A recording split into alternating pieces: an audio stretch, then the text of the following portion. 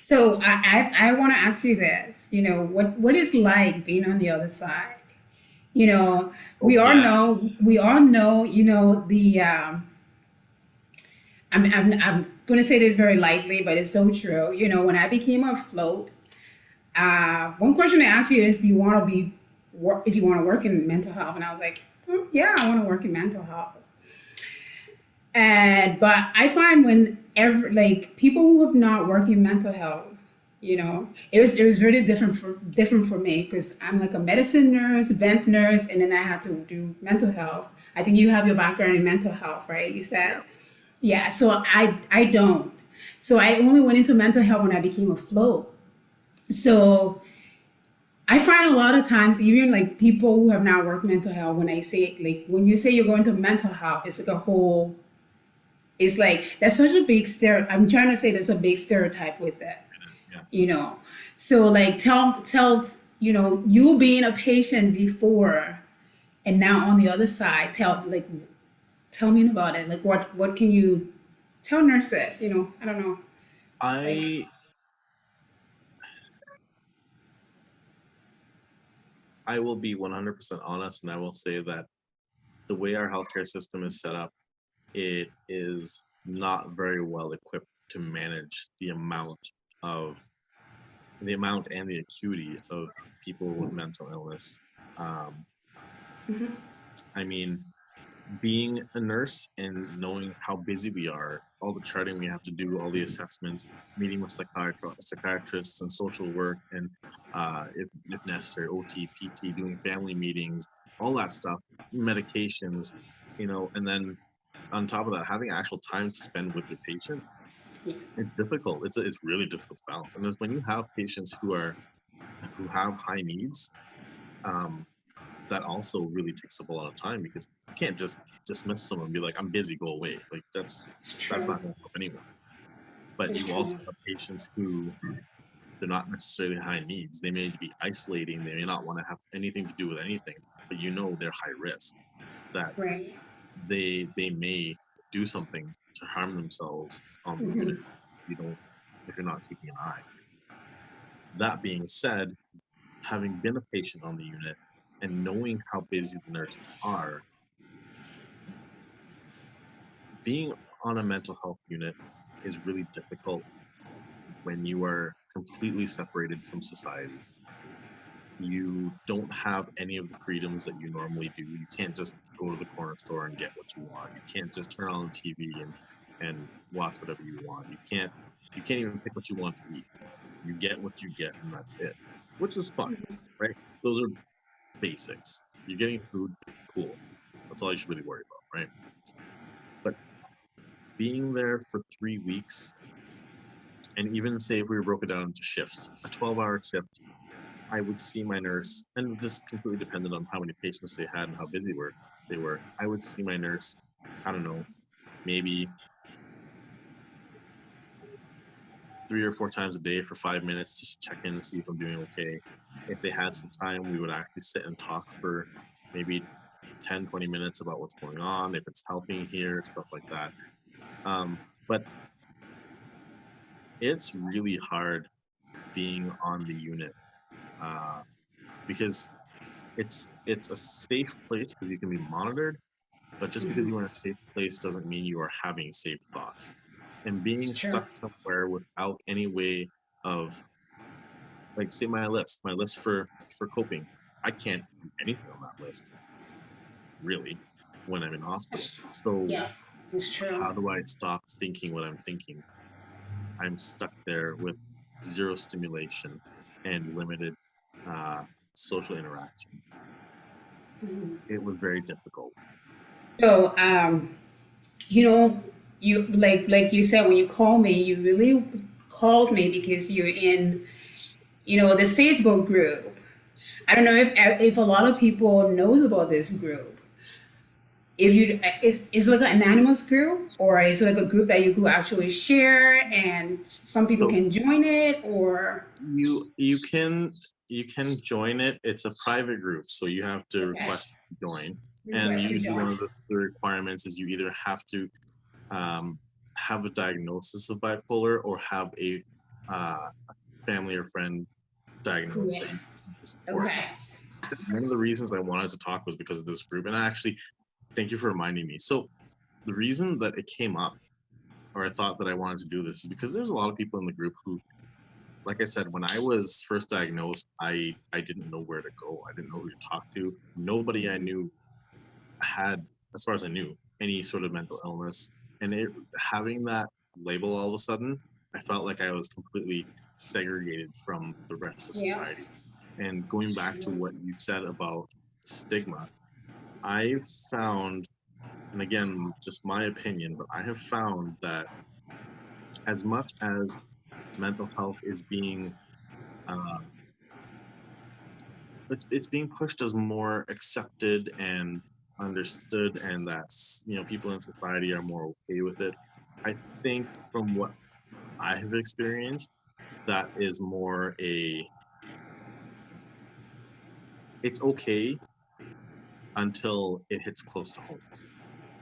So everyone says, yeah, mental health awareness, and you everyone got things that they struggle with and stuff like that, and we understand. But um I will tell you, I'm seeing someone right now, and I talked with her before I did this, and I said, like, this is what we're going to talk about, and this is going to be known with my coworkers and stuff now, and there's kind of no going back. So, are you okay with this? And she was very supportive, and she thinks that it was a great idea. Before meeting her, I went on two dates. Um, Both of them ended very abruptly after I told them, because I don't like keeping secrets. I talked to a lot of people I talked to. Actually, now you're reminding me of more stuff. But I talked to um, on a regular basis, just for maintenance. I see a psychiatrist every 6 months, or sorry, every 6 weeks, 6 to 8 weeks. I see a counselor every other week.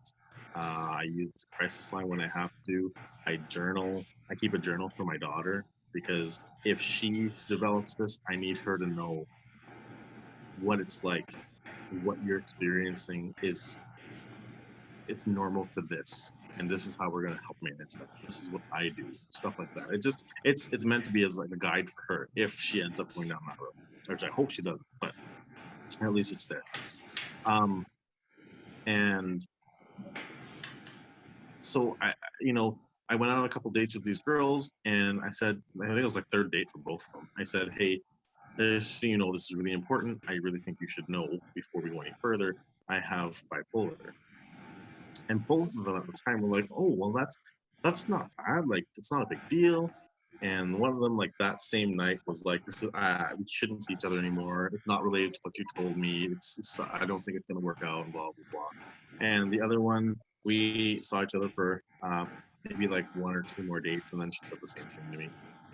It's not about what you told me, stuff like that. So I'm very, very lucky to have met the person that I'm with now. We haven't been together for very long, but we have. I have been very open with her about everything, including the suicide attempt, because that's, if you're going to spend your life with someone, they should be able to. They should know everything. I really don't think you should keep secrets, and that's kind of a I big like thing. that. I like So, that. True. but I mean, just like with those other girls, people don't respond the way society wants them to respond. Everyone says, yeah, it's we're open and accepting, until you tell them, hey, I'm dealing with this.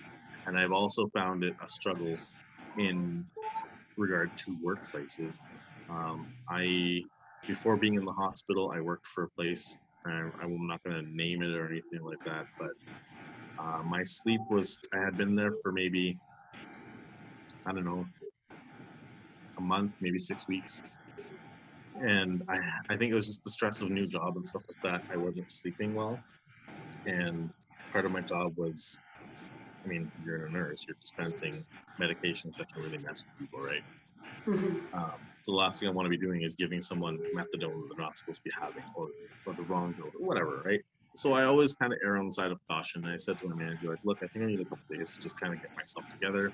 She asked, what was going on, and I said, look, um, is what we're talking about here confidential? And she said, of course. So I'm a very I'm a very honest person when it comes to that stuff, most things.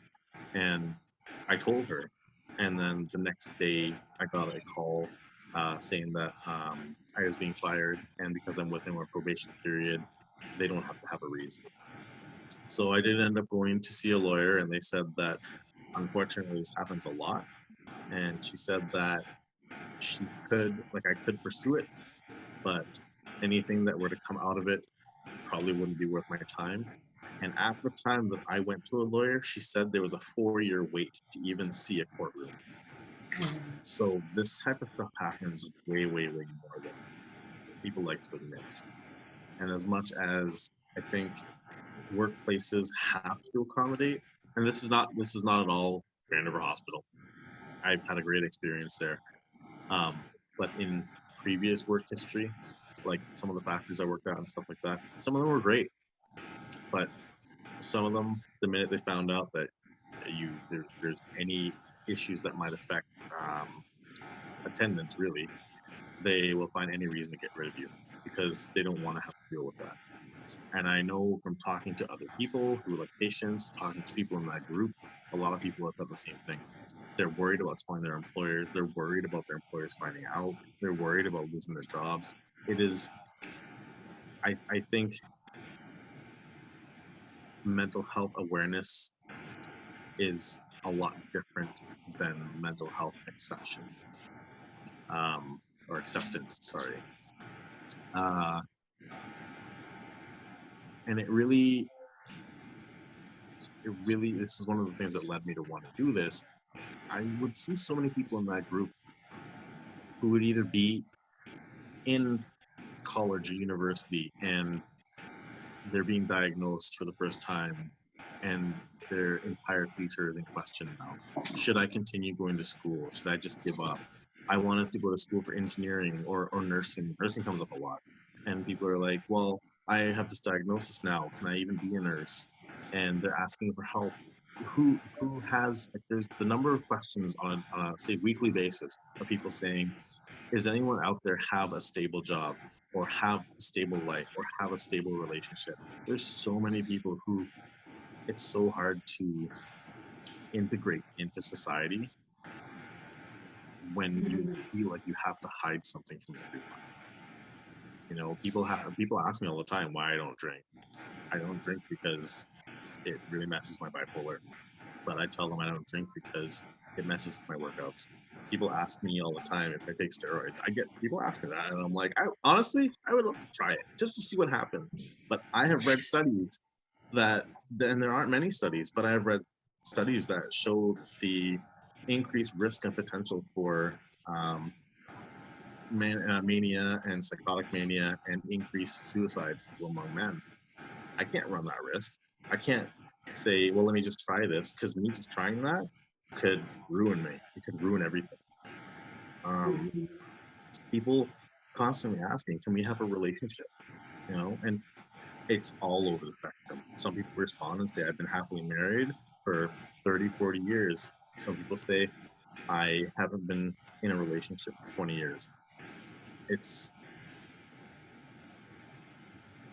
as uplifting as it is depressing reading what people are going through, because, like I said, it's different for everyone, but it's also different because of severity. There are people there who have been on disability for almost their entire lives. One girl I was reading the other day, she was on disability when she was 16. She started, and I think she's like in her early 40s now. She has not had a job in that time span. She has not had a relationship in that time span. Her entire life is surviving day to day. So, you know, meeting this girl, it was really hard for me to say, like, look, am I actually having these feelings, or is this bipolar just? So that type of stuff I have to do all the time, and I have to stay on top of it, and it's exhausting. I believe you. It's gotta be. It's gotta be exhausting. But you know why? You're here, right? You're here and giving hope to people. I don't want to say like anybody who's watching this who either knows someone who has bipolar or they themselves have bipolar, like nothing is impossible, but you have to find a different way of doing things. I really want to get back into firefighting, but I know being full time may not be the best idea for me. I know when I did it before as a volunteer, there were some really stressful moments, and like we were at fires for sometimes 8, 9, 10 hours because you can't just leave because you're tired. That's not how it works. Hmm. Right. Same thing like you get to see like an MVC or something, and someone has to be cut out of a vehicle. You can't not be able to focus, you know. And as much as I would love to be a full time firefighter, I don't think I can do it. And I think that's a realistic ideology that I can maybe do volunteer. But even then, at this point in my life, I need to make sure that I am on the ball before I make any of those decisions. So don't limit yourself. Just plan. How am I going to do this? Not I can't do this. But it's so true. I totally hear you. It's true. Like, to planning differently. Not just saying I can't.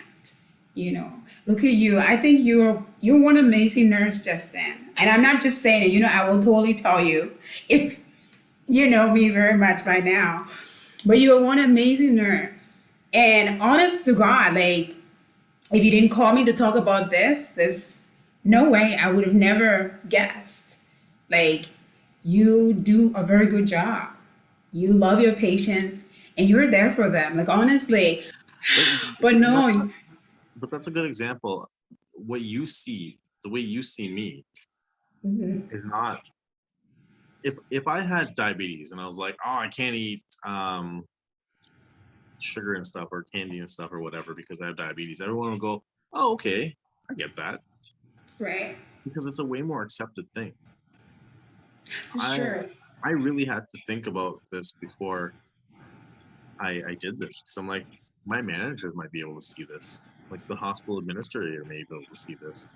It's What are they true. going to say? Are they going to call my judgment into question? Are they going to start saying, well, should we really, really watch him and really monitor him? Like, I mean, I thought, I thought maybe I'm setting myself up here, but I think letting people know that this is like having a life is possible. I mean, it may not be the life that I wanted or thought I would have, but if I can have a good life for my daughter, then it doesn't really matter, right? The minute you say to somebody, I'm having suicidal thoughts. When you have suicidal thoughts, it does not mean you were suicidal. It means you're having thoughts You're that you having want thoughts. to It's end your true. life. It's But true. I mean, I've called crisis and I told them, like, I called because I was having suicidal thoughts, and police showed up at my house because I didn't find at the time, I didn't find what they were talking to me about was being helpful. So I said, I thank you for the time. I said, thank you very much. I don't find this really helping me, but thank you. And I hung up. And then I left my phone where I was and I went downstairs. I guess they tried calling me back and they couldn't reach me. So they called police and police showed up at my house. There's a lot to take into account in terms of how much you trust someone to tell them this, even healthcare professionals. Because a lot of times they have to err on the side of caution. They have to do what they feel is right, True. and it it can make things really weird and awkward. So I mean, I hope no one sees me differently or treats me differently after this, but it is what it is. Yeah. And I'm so honored. I'm so grateful that you trust me to share your story with me. Oh, I didn't And say it I was trust not a. you. Oh, I told you guys, this is totally him. Like, this is our relationship. Him and myself. But no, oh my goodness. I am, yeah, I'm very honored. And it's true. I can't tell you that, oh, people are going to watch this and be like, not say anything or be, but the piece that actually in this is the information is is great because I think there's someone out there that might like absolutely need to hear this. You know, Yeah. there's someone that need to hear this. I have a lot of friends that have told me some of their stories, and I'm always like, you read books about mental health and stuff, and how things happen in books, but to see a real character, like a real person, it's not a character, it's a real Justin right there, telling you that, I have this, but I'm here. I think that's a big, big hope giver. And that's amazing. And I really hope myself, I'm hoping that workers, like co-workers seeing this video, definitely I really pray and hope that will not look at you differently. But I want you to look at the bigger picture, and I'm sure that's what you've looked at. That's why you're on the show today, because you you probably gonna save a life, most likely. Like there's people that have to hear this, and I'm really proud of you. I know it definitely was not easy, and yeah, so thank you very much for sharing. And as usual on my show, before people leave, before I usually ask to give something to nurses. And you've said quite a few things that I think we nurses have to be aware of. It's nice that you like, I go to mentor like 1F and I hang out with patients like, and I always wonder myself, but it's really nice to hear this from you that, when people call me and say, Tuesday, I want to talk to you. I love sitting and talking to people, Yeah. but it's true, we don't have all the time. But when I do it, it feels really nice. But I always tell myself, was I even helpful to that person, spending that 10 minutes? Or was it just like just me there? But it's really nice to know that actually, it is great, it's nice, even though sometimes they don't want to really talk to you, really. But I think it's nice to know that. So just before you go, if there's something you want to tell nurses, this is you as a patient, as a nurse who have been through it, to tell, I know we're busy, but we're nurses. So if there's something you want to, to just help us educate, I know we can't cover everything right now, but something that will, you see and you say, I want nurses to know this. If there's something that you want to tell us, nurses. I think a lot of nurses I talk to, both working in and not working in mental health, a lot of people think they don't have patience to deal with uh, people who have mental health problems because it is difficult. You hear lots of things that you normally wouldn't hear, and there sometimes is very bizarre behaviors and or people who do have high needs, and it can be very taxing and stressful and emotional. But when I hear those, and especially being where I am now, when I hear people talk about that kind of stuff, I really want to tell them that it may feel really hard for you to have to deal with this patient, but you're dealing with them for 12 hours, maybe a few days a week. This person is dealing with this for their entire life. And sometimes, yeah, it can suck to have to deal with someone who maybe isn't really nice or maybe just is cold and does not want to talk to you or whatever it is, whatever the issue. Just remember that you are seeing that person for a very, very brief time in their life, and they have to spend their entire lives dealing with this. Yes, that's true. That's true. So true. Very, very beautifully said. Yeah, absolutely. So, yeah, thank you so much. Thanks again, Justin, for being on the show. Thank you so much, Isabel. Where is she? She has Right been here. a doll. Absolutely. You got to tell me your favorite Disney, your favorite princess.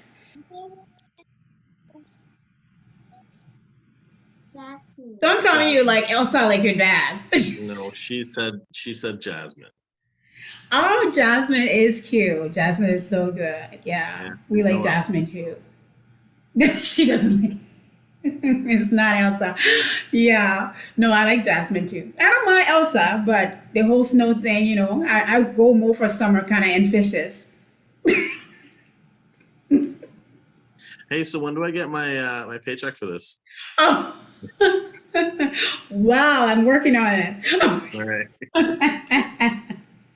But Justin, have a good evening, though. Have a good evening, and Thank you. you still have to tell me your tattoo. You see it? Yes, So rise against. people ask me about this all the time, and I always tell them, which is kind of true. They always ask what it means, and I said, well, it means rise against anything that gets in my way, right? But for That's me, totally what he told me when I asked him about his tattoo. so no, I got this specifically in that spot because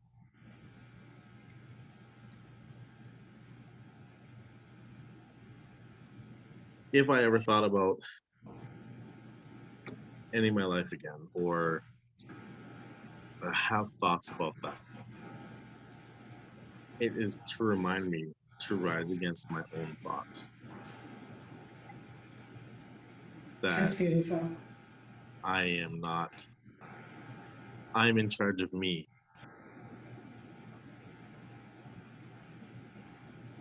That's very nice. Very beautiful. I Thanks. always knew it had a very good meaning. You just didn't want to tell me. Yeah. There you go. I know now. But that's beautiful. I think it's awesome. Even the way you have it is actually just right there, right? That's Yes, why I got it there. So I it's like not it. hidden. I can see it. I can see it and remind myself, okay, wait, I Yes, am in charge here. yeah, yeah. Now the Very good. butterfly on my lower back, that's just for the ladies. Hmm. Oh, you have butterfly in your punches. Yeah, it's fancy. It's fancy. Is it colored? Hmm. Oh, Isabel, the thing you're gonna have to pull up with when you're a teenager. Okay. See, Oh, I can't wait. I can't I wait. can't I'm wait. gonna embarrass her so much. Oh, but this has been wonderful. You guys have a great night.